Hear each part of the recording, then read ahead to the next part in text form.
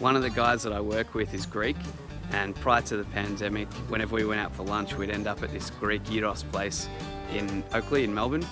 Been thinking for a while, how can I make this on the fire pit? Lockdown's been tough and getting tougher. Been looking for things to do, so let's make a Souv.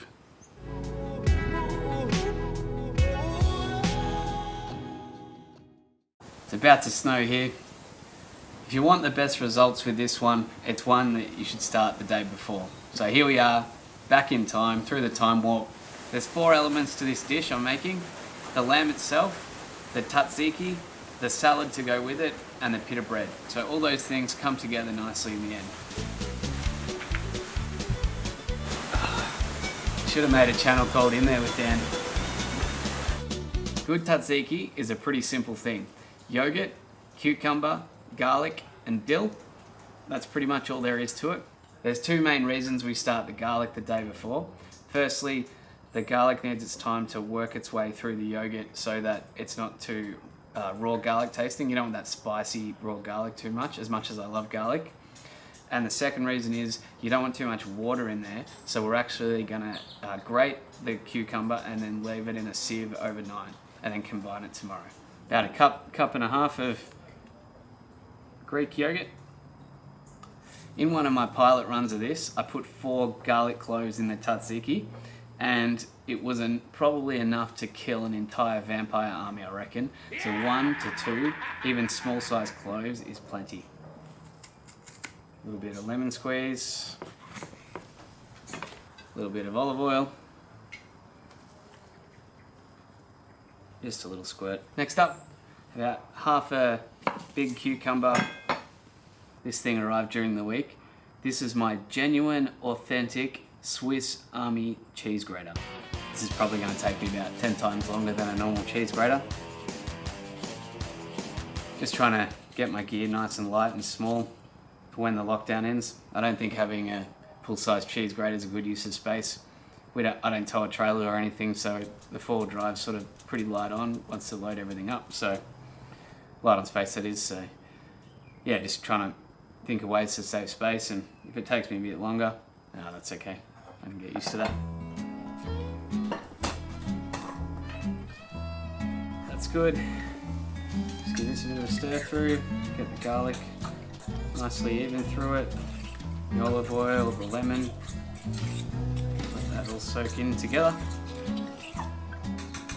Alright, cover both those over.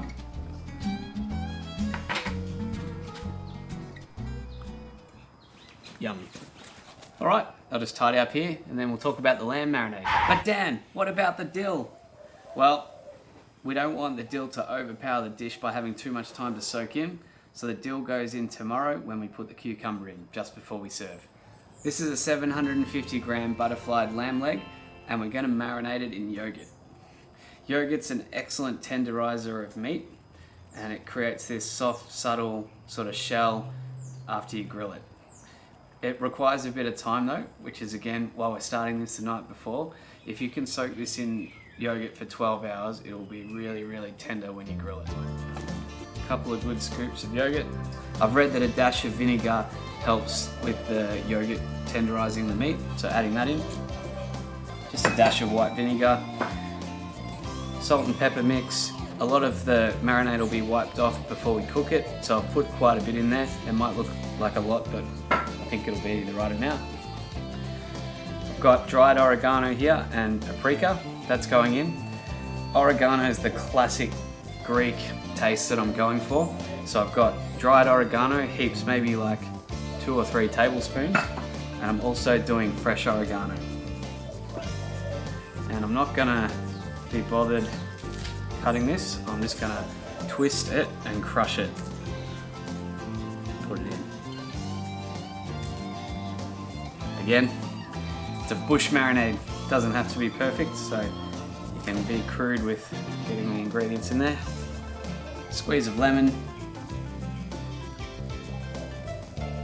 Goes with the vinegar as well. Red onion. I'm going to use this later as well, so I'm just using one part of it, 1/2. It's a pretty small onion. By finely chopped, I meant coarsely chopped. It's obviously not winning any awards for being finely chopped in there. With the garlic, just like the tzatziki, I'm going to crush it. Love big garlic cloves like this. Gets me excited. Another really big one. That'll be enough, I reckon. 2 really big ones. What have we missed?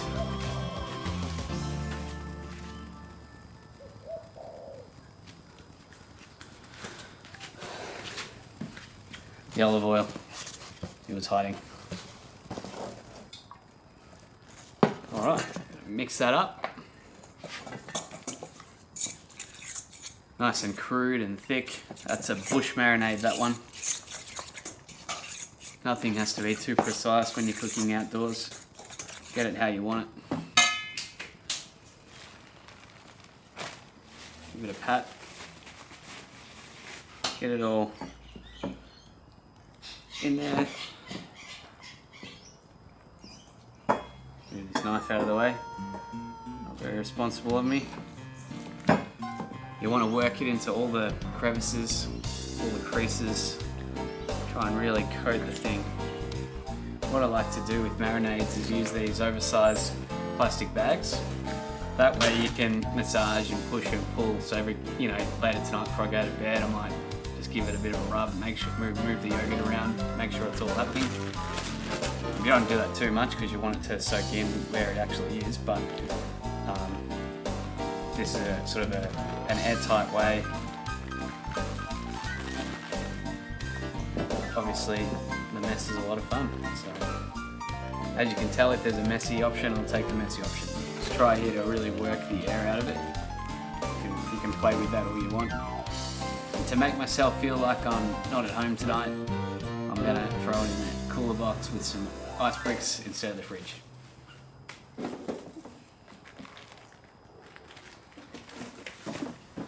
Alright guys, part 1 complete. I'll see you in the future.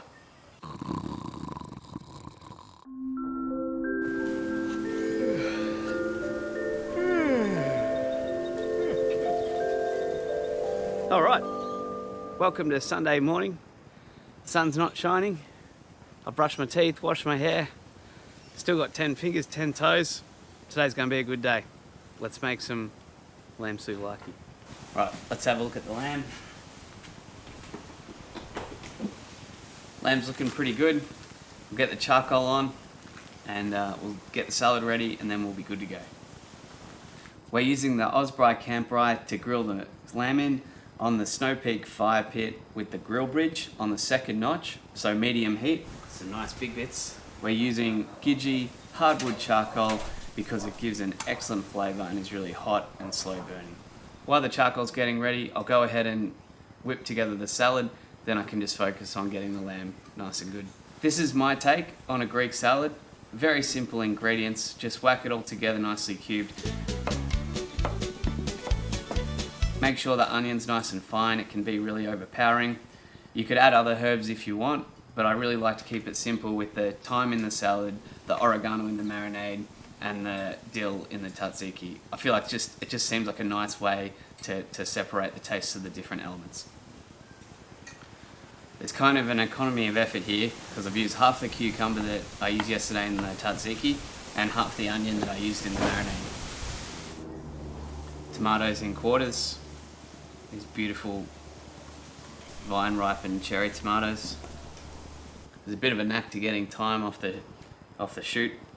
You've got to kind of pull down against the grain with your fingernails very lightly and just sort of take off the leaves as you go along. Nice crumbly Greek style feta. How does that look? Alright, in the last 5 minutes the sun's decided to poke its head out. It might be a sign that we're in for good things. That is fully lit, nice and hot. I'm going to spread this charcoal around. Some nice big bits there, so I've used a little bit less than I normally would. Nice even bed for cooking all the way around.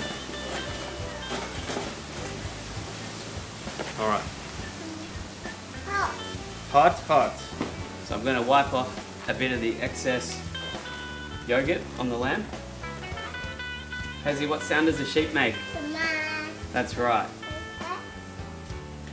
Alright, I've got a bit of that off.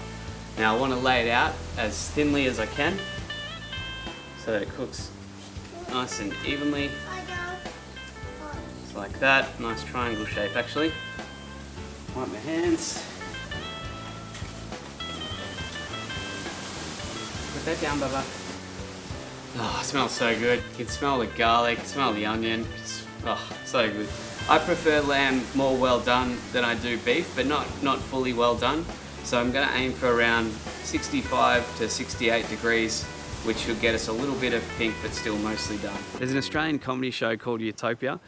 If you've ever worked in a big company or organisation, you'll find it hilarious. An episode was on during the week, season 4, episode 7, and they argue about the origin of tzatziki, whether it's Turkish or Bulgarian or Greek, and it's quite funny. And it got me thinking there might be some purists out here that want to judge what I'm calling this or doing here. I don't know what to tell you. I'm just trying to make something delicious in my backyard inspired by Greek cuisine, so think what you will. I wasn't sure I was going to do this or not, but I've got some mesquite wood chips. I'm going to chuck them in. Mesquite's the best for lamb. Just gives this spicy, sweet taste. It's not really a Greek-inspired thing, but I think it's a Texas thing, mesquite, in the US. Just lifting it up, I don't really want to flame it too much. Hot. Let's have a look. Yeah, look at that. So good. If you've got too much yogurt on there, it can char really quick and it drops down into the thing. It can be hard to clean your fire pit. So just wipe off what you can, but you can still leave a bit on there, for sure. You might think that burning dairy is not a good idea, but trust me, it's fine. Considering we're cooking this so fast, you'd be surprised at how tender you can actually get the lamb. You want to really spread out the charcoal as much as you can, because if you center it all in one spot, you get this like a far hotter center and you'll burn straight up and you won't do the outsides as well. So if you have it kind of all around, then you know that it's going to evenly cook right across the bottom. You can even see here that where there's more, there's a little bit of, it's cooked a bit more. So I probably need to work on these bits a bit. A few more wood chips on the other side. Oh. Yummy, yummy. What's that? Oh. What sound does a sheep make? That's right.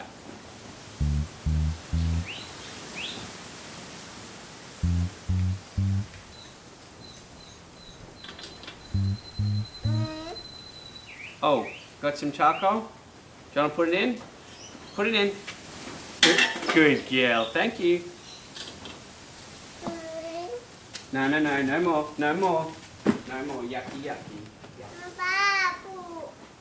Mama. Ask Mama to do bubbles with you. Mama, can you come do bubbles with her? The good thing too about the Oz Braai is you can sit it in like this and really target one side.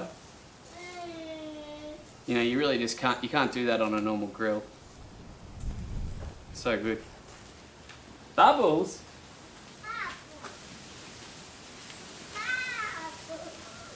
Not much longer, I reckon. I'll flip it over one last time. What I found is where you've got the bit of a fat cap or the skin on the lamb leg, a lot of these cuts do, they tend to burn first. So if you get like a really charred, burnt section, it's probably because of the fat content in the meat rather than the way you're cooking it.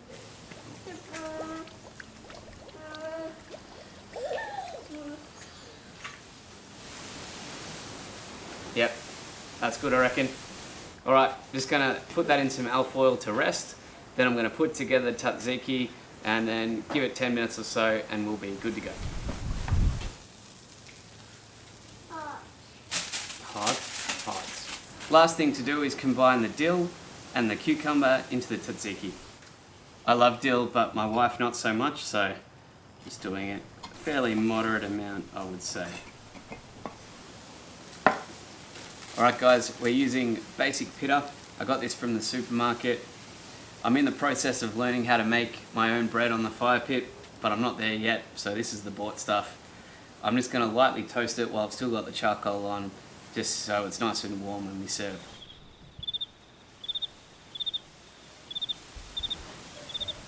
Alright, bread's done, let's serve it up. Sorry about the weather in this one, guys, and the lighting. Not much I can do about it, really. I roll the dice living in Melbourne. Leak juices everywhere. Oh, it smells so good. Smell the garlic and the onion. How good does that look? Pretty proud of that. You call that like a medium well doneness. Let's have a taste.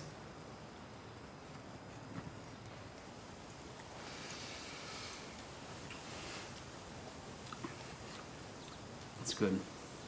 I put a lot of oregano in there and it shows. Lamb and garlic is like a match made in heaven. And if you do it right and you can infuse the garlic in, so good. It's really nice. Having the yogurt on there kind of creates like a cushion. Like it tenderizes it, but you still get that outer shell, which has got this delicious texture.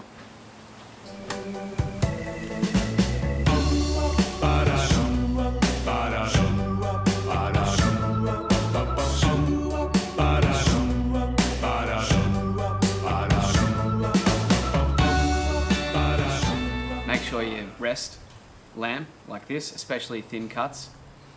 You know, you'll just maximize that tenderness by letting it sit a while and doing a bit of extra cooking. All right, let's build one up. A bit of pitta. Might have gone a bit too crispy there. Slice some up. Tzatziki.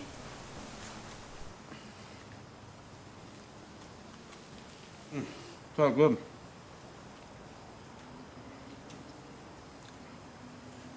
I feel like Greek food is my kind of food. I like the intense flavors like feta, olives. You know, there's no kind of middle ground. Greek flavors are very intense. You could have some olives on the side here. That'd be a nice touch. I really like olives. My wife kind of likes olives, but I think most people either love them or hate them. They're quite divisive. So yeah, you could easily have some olives on the side here and chuck those in as well. What I really like about having things you can build and you just have the different ingredients out, all the different dishes, and everyone puts their own together, is it's very communal. You know, you're using your hands, you're talking with people, you just keep eating until you're full. You know, the food keeps flowing. It's like a buffet, all you can eat. Mexican food's like that. A lot of Asian cooking and Asian cuisine is like that, and I really like that. You know, this is a really good one if you've got people over or you're cooking for other people. Very communal, lots of fun, you know, awesome. The tzatziki you can just make on its own using as a dip with pita bread too. Excellent crowd pleaser. Like that, if you get the garlic right and not too strong, it's just awesome. The plan from here is to have a cooking video every 2 weeks, and then on the alternating week have a different kind of video or something about cooking that isn't an actual cooking video. So I'm really enjoying putting these together. They're a bit of work. Let me know if you're enjoying them or how you'd want to see them change. I better get this inside. Thanks for watching. I'll see you again soon. Bye.